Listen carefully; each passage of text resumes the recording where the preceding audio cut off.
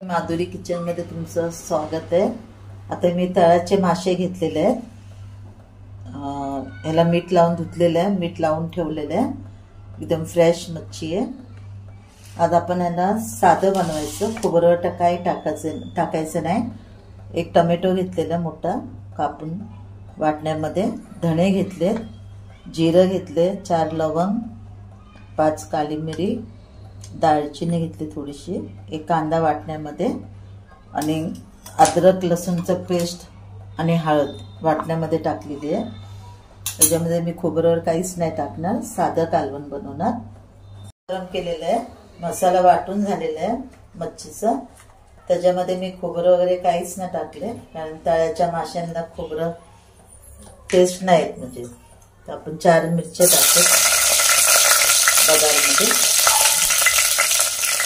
शिजलेला कांदा, वाटण्यामध्ये पण कांदा घेतला होता, शिजण्यामध्ये टाकलेला, लाल तिखट, हे सर्व मिक्स करणार, भाजण्यामध्ये व्यवस्थित भाजून घ्यायचं मसाल्याला।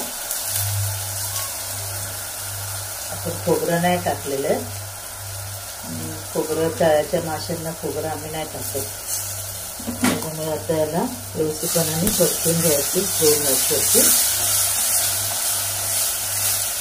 मसाला भाजायला हवे व्यवस्थितपणाने। मस्त आंबट तिखट कालवण, त्याच्यावरती थोडंसं कोथिंबीर टाकणार,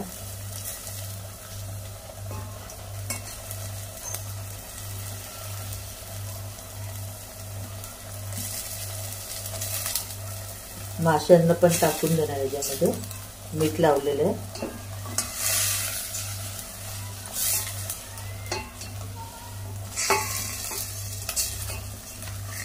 एकदम फ्रेश मासे आहेत। आज आपण तुम्हाला ही रेसिपी दाखवलेली आहे।